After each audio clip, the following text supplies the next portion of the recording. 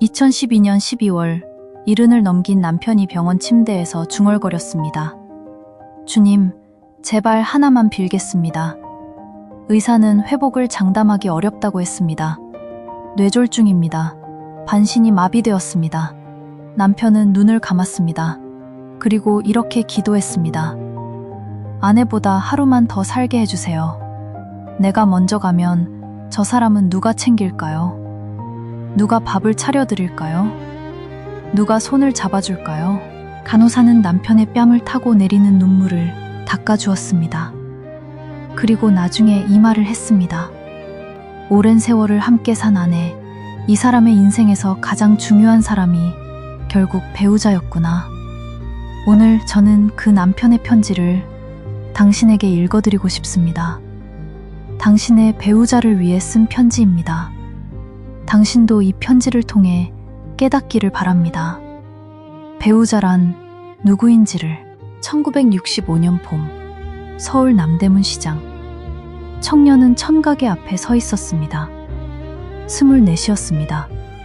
골목 어딘가에서 웃음소리가 들렸습니다. 선명한, 밝은 웃음. 그는 그 웃음을 따라갔습니다. 여전히 천가게 근처였습니다. 그곳에 서 있던 여자는 초등학교 교사였습니다.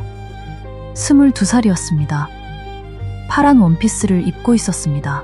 그는 처음 본 순간을 잊지 못했습니다. 저 원피스가 아니었다면 우리는 만나지 못했을 것 같다. 훗날 남편은 자녀들에게 이렇게 말했습니다. 엄마가 입은 파란 원피스, 그게 내 인생을 결정했다. 석 달 뒤 두 사람은 결혼했습니다. 아무도 예측하지 못한 오랜 세월이 그렇게 시작되었습니다. 신혼집은 종로의 단칸방이었습니다. 천장은 낮았고 햇빛은 거의 들어오지 않았습니다. 겨울이 되자 남편은 연탄을 사다 놓았습니다. 아내는 손이 빨갛게 터지도록 빨래를 했습니다. 야간 근무를 마친 남편이 새벽 5시에 들어왔을 때 아내는 여전히 일어나 있었습니다. 따뜻한 국이 밥 위에 담겨 있었습니다. 먹고 자. 그 한마디에 모든 것이 있었습니다. 몇십 년 뒤 남편이 회상했습니다. 우리는 가난했다. 그런데 내가 들어갈 때 밥이 따뜻했다는 것만으로 나는 부자였다. 훗날 남편은 아내의 손을 볼 때마다 그 새벽의 국을 떠올렸습니다.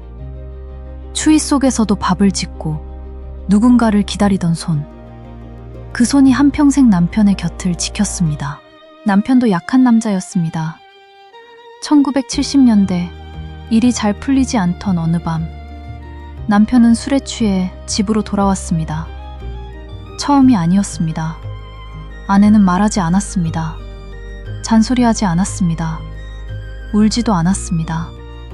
다만 밥을 담아 놓았습니다. 남편은 의자를 밀어냈습니다. 밥상이 흔들렸습니다. 국이 쏟아졌습니다. 아내의 손에 국물이 떨어졌습니다. 아내는 손을 들고 부엌으로 들어갔습니다. 5분이 지났습니다. 밥과 국이 나오지 않았습니다. 남편은 침묵이 두려웠습니다. 그리고 그 침묵이 자신의 잘못을 가장 정확하게 말하고 있었습니다. 다음 날 아침, 두 사람 사이에는 한동안 말이 없었습니다. 남편은 화상 자국이 남은 아내의 손등을 바라보았습니다. 그리고 더는 모른 척할 수 없었습니다. 남편은 그날 아침 처음으로 말했습니다. 미안해, 내가 잘못했어. 아내는 바로 대답하지 않았습니다. 사과 한마디로 손등의 상처까지 사라지는 것은 아니었습니다. 남편은 술을 줄이기 시작했습니다. 직장에서 돌아올 때마다 퇴근 후 술 약속을 거절했습니다. 몇 달이 지났습니다. 한 해가 지났습니다. 아내가 다시 마음을 여는 데에는 오랜 시간이 필요했습니다. 그리고 어느 날 아침, 아내는 다시 따뜻한 밥을 차렸습니다. 20년 뒤 남편이 회상했습니다. 그 침묵은 내가 받은 가장 아픈 대답이었다. 그 침묵만으로 나는 비로소 내 잘못을 보게 됐다. 1968년 겨울, 서울은 눈으로 뒤덮였습니다. 첫째 아이가 폐렴에 걸렸습니다. 밤새 고열이 떨어지지 않았습니다. 남편은 일을 나갔습니다. 먹여 살려야 했습니다. 아내는 아픈 아이를 업고 나갔습니다. 의료원까지는 산을 넘어가야 했습니다. 눈길 위에서 아내는 계속 걸었습니다. 발은 감각을 잃었습니다. 살아야 한다. 의료원에 도착했을 때 의사는 물었습니다. 엄마, 다리는? 아내는 웃음을 지었습니다. 괜찮습니다. 그것은 거짓이었습니다. 그 겨울, 아내의 발가락에는 심한 동상의 흔적이 생겼습니다. 평생 저릿저릿한 통증으로 걸어야 했습니다. 아이는 살아났습니다. 남편은 몰랐습니다. 몇십 년 뒤에야 알게 됐습니다. 오랜 세월이 흐른 뒤 남편은 아내의 발을 만지며 말했습니다. 이 발, 내 아이를 살린 발이다. 그리고 그 발을 매일 밤 어루만졌습니다. 아내는 웃으면서 말했습니다. 아직도? 남편은 웃으며 대답했습니다. 평생이 모자라다. 1985년 막내가 대학에 들어갔습니다. 그제야 집이 조용해졌습니다. 남편과 아내는 거실에 앉아 있었습니다. 텔레비전은 켜져 있었지만 두 사람은 화면을 보고 있지 않았습니다. 남편이 말했습니다. 이제 우리만 남았네. 아내는 웃었습니다. 그럼 그래. 그 말 속에는 슬픔도 있었고 안도감도 있었습니다. 20회 가까이 아이들을 키웠습니다. 새벽에 일어나고 밤까지 일했습니다. 자녀들의 교육비를 위해 아내는 남의 집 밥을 지어주었습니다. 자녀들의 결혼식을 위해 남편은 2배로 일했습니다. 그리고 이제 자녀들은 떠나갔습니다. 남편은 아내의 손을 잡았습니다. 잘했어. 그것이 얼마나 큰 감사였는지 아내는 알고 있었습니다. 20회를 함께 산 여자는 한두 마디로 표현할 수 있는 사람이 아니었습니다. 아내는 남편의 손을 꽉 잡았습니다. 이제부터가 우리 시간이야. 집안은 한없이 조용했습니다. 하지만 그 조용함은 외로움이 아니었습니다. 그것은 평온이었습니다. 2000년, 남편이 퇴직한 지 몇 년. 아내는 여전히 일을 했습니다. 체력이 떨어졌지만 손은 여전히 일할 줄 알았습니다. 어느 날 오후, 동대문 시장에서 아내는 넘어졌습니다. 장을 보던 중이었습니다. 신발은 낡았습니다. 밑창이 떨어진 신발이었습니다. 그것에 걸렸습니다. 아내는 바닥에 누웠습니다. 주변 사람들이 일어나라고 손을 내밀었습니다. 아내는 민망한 마음에 괜찮다며 손사래를 쳤습니다.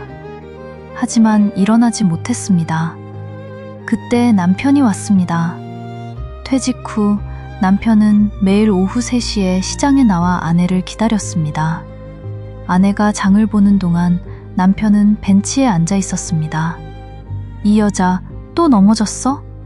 남편은 웃으면서 아내를 들어 올렸습니다.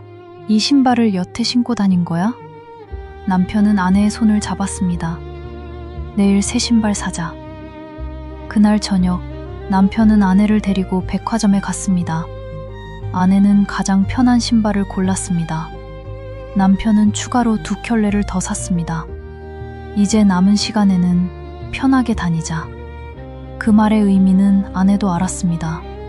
그 말은 사랑이었습니다. 그날부터 남편은 계속 오후 3시에 시장에 나갔습니다.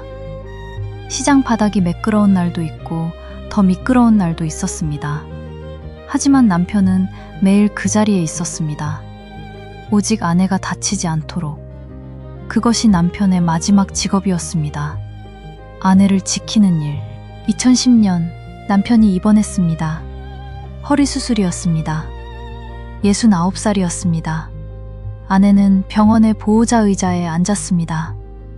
그 의자는 아내가 다리를 펴기에는 너무 짧았습니다. 의사는 아내에게 말했습니다. 한 달이 걸릴 겁니다. 아내는 한 달을 그 의자에서 보냈습니다.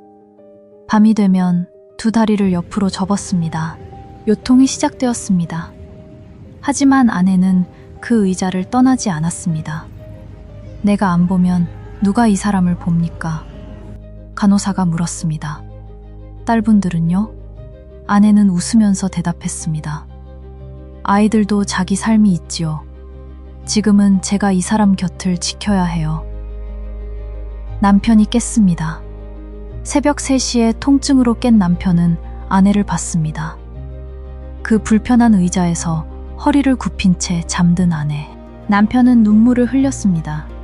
이 사람, 나를 위해 자신을 이렇게까지. 퇴원하던 날, 남편은 아내에게 말했습니다. 내가 이번엔 나을 거다. 그리고 내 차례를 챙기겠다. 아내는 손을 잡았습니다. 알았어. 약속해. 하지만 운명은 다른 계획을 세워두었습니다. 2012년 12월, 남편은 뇌졸중으로 입원했습니다. 의사는 회복을 장담하기 어렵다고 했습니다. 반신마비였습니다. 아내는 다시 그 의자에 앉았습니다. 이번엔 더 불편한 의자였습니다. 침대 옆에 스틸 의자였습니다. 아내는 손가락도 움직이지 못하는 남편의 손을 만졌습니다. 여보, 남편의 눈빛이 바뀌었습니다. 남편은 눈으로만 대답했습니다. 아내는 말했습니다. 괜찮아. 나도 힘들지만 넌 더 힘들겠지. 밤이 되자 아내는 기도했습니다. 주님, 간단한 시작이었습니다. 이 사람을 살려주세요. 내가 먼저 가고 싶습니다. 저 사람이 혼자 남겨지는 건 차마 볼 수 없습니다. 그리고 아내는 남편의 약해진 손을 자신의 가슴에 얹어주었습니다. 여기 있어. 내가 여기 있어. 그것이 아내의 기도였습니다. 그리고 그것이 남편의 기도였습니다. 아내보다 하루만 더 살게 해주세요. 그 기도는 오랜 세월의 기도였습니다. 매일 아침 그렇게 살았습니다. 오늘도 함께, 내일도 함께. 남편은 회복했습니다. 느렸지만 확실했습니다. 물리치료사는 놀랐습니다. 이런 나이에 이렇게 회복하신 분은 처음 봅니다. 의사도 물었습니다.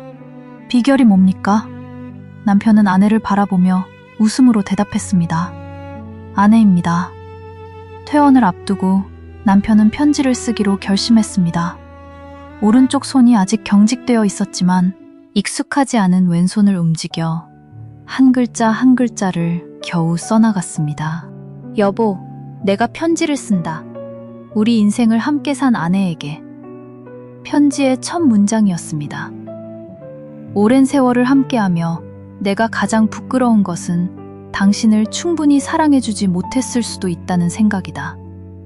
남편의 손이 떨렸습니다. 신혼집의 추위도 당신이 견뎠고 아이들의 교육비도 당신의 손으로 벌었고 내 약함도 당신이 견뎌주었다.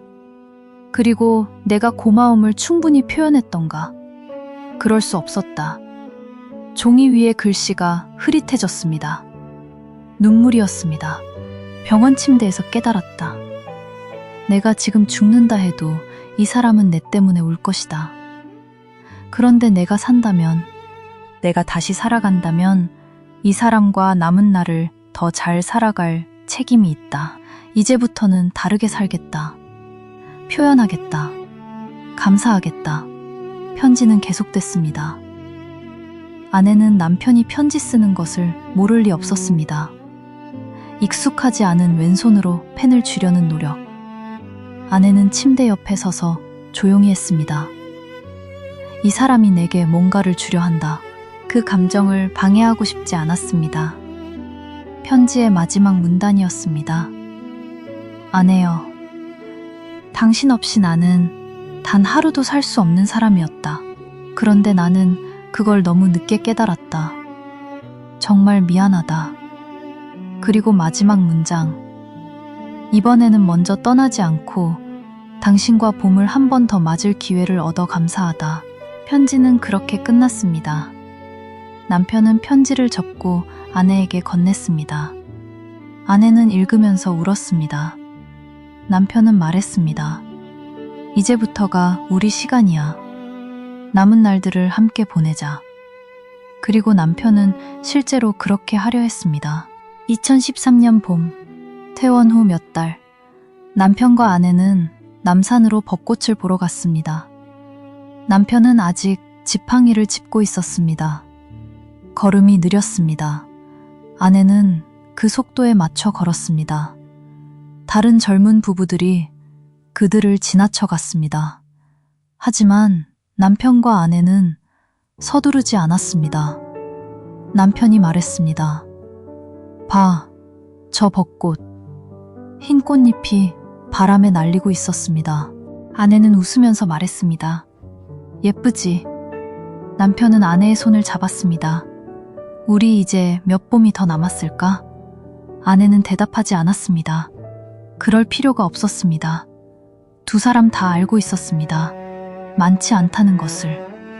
그렇기에 더욱 지금이 소중하다는 것을. 남편은 지팡이를 한 손에 들고 아내의 팔에 붙었습니다. 고마워. 이 봄을 함께 볼 수 있어서. 아내는 남편의 팔을 감쌌습니다. 뭘 고마워. 그들은 그렇게 남산길을 걸었습니다. 빠르지 않게, 하지만 확실하게, 함께. 그것이 그들의 봄이었습니다. 병원 침대에서 아내보다 하루만 더 살게 해달라고 기도했던 남편. 그 기도가 이루어지지는 않았지만 남편은 그 봄을 함께 할 수 있었습니다. 흰 꽃잎이 그들의 머리 위에 소복이 내렸습니다. 2013년 가을, 6달 뒤에 어느 아침, 아내는 욕실로 들어갔습니다. 평생 그랬듯 그날 아침에도 두 사람의 칫솔은 나란히 놓여 있었습니다. 빨간 칫솔과 파란 칫솔. 아내는 빨간 칫솔을 집어들었습니다. 아내의 손이 떨렸습니다. 남편은 어젯밤 조용히 떠났습니다. 퇴원한 뒤 바라던 대로 마지막 순간은 집에서 아내와 함께 했습니다. 아내는 빨간 칫솔을 오래 들고 있었습니다. 그리고 아무도 없는 욕실에서 혼잣말처럼 중얼거렸습니다. 이건 당신 것도 내 것도 아니었네. 늘 나란히 있어서 우리 것이었는데. 아내는 두 칫솔을 나란히 놓았습니다. 평생 나란히 놓여있던 두 사람의 칫솔. 이제 하나가 남았구나. 아내의 눈에는 눈물이 맺혀 있었습니다. 하지만 그것은 슬픔의 눈물만은 아니었습니다. 그 안에는 감사함도 있었습니다. 당신의 기도는 그대로는 이루어지지 않았어. 당신이 나보다 먼저 떠났으니까. 하지만 당신은 내게 혼자 살아갈 힘을 남겨주었어. 한평생의 시간을, 그리고 마지막 봄을.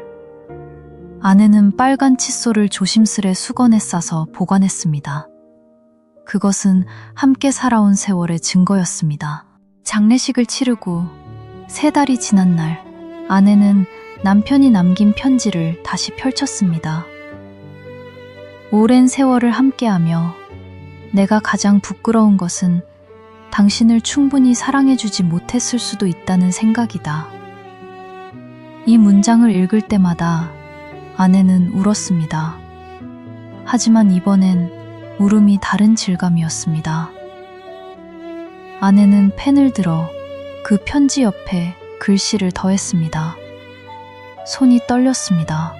여보, 당신의 편지를 읽으며 나는 알았다. 아내의 글씨는 작고 불규칙했습니다. 당신이 부끄러워했던 것처럼 나도 부끄러움이 있다. 당신에게 더 부드러워지지 못했던 것, 더 따뜻해지지 못했던 것, 더 사랑한다고 말해주지 못했던 것. 아내는 계속 썼습니다. 하지만 이제 안다. 우리는 이렇게 사랑했구나. 조건 없이는 아니었지만 계속해서 함께했다. 펜이 종이 위에서 더욱 천천히 움직였습니다. 당신이 병원 침대에서 아내보다 하루만 더 살게 해달라고 기도했던 것을 안다. 간호사한테서 들었다. 그때 나는 많이 울었다. 아내는 한 번 멈췄습니다. 당신의 기도는 이루어지지 않았다. 당신이 먼저 떠났으니까. 하지만 당신의 마음은 전해졌다. 평생 가슴에 담겨 있었다. 여보, 이제 나는 당신 없이 산다. 하지만 외롭지 않다. 왜냐하면 당신이 남긴 것이 있기 때문이다. 칫솔도 있고 편지도 있고 무엇보다 평생의 기억이 있다. 그리고 가장 큰 것, 당신이 마지막에 보여준 것, 표현하려는 것, 감사하려는 것, 그 마음들이 있다. 그래, 우리는 서툴렀다. 많은 것을 놓쳤다. 하지만 사랑했기에 더 자주 말했어야 했다. 더 많이 표현했어야 했다. 당신은 그걸 알았고 마지막에 쓸 수 있는 손으로 편지를 남겼다. 그래서 당신은 부끄러워했고 나는 이제 당신의 그 마음을 지킬 것이다. 기다릴게. 당신이 잡아주던 손의 온기를 기억하며 기다릴게. 그리고 언젠가 우리가 다시 만날 때 첫 번째 봄처럼 파란 원피스를 입고 있을게. 그때도 당신 옆에 영원히. 아내는 편지를 접었습니다. 그 옆에 남편의 편지도 놓았습니다. 2장의 편지, 한평생의 사랑. 그것이 남은 것이었습니다. 여기까지가 남편의 편지입니다. 그리고 아내의 답장입니다. 실은 창작입니다. 여러 노년부부의 삶과 시간이 담긴 재구성된 이야기입니다. 하지만 이것은 허구만은 아닙니다.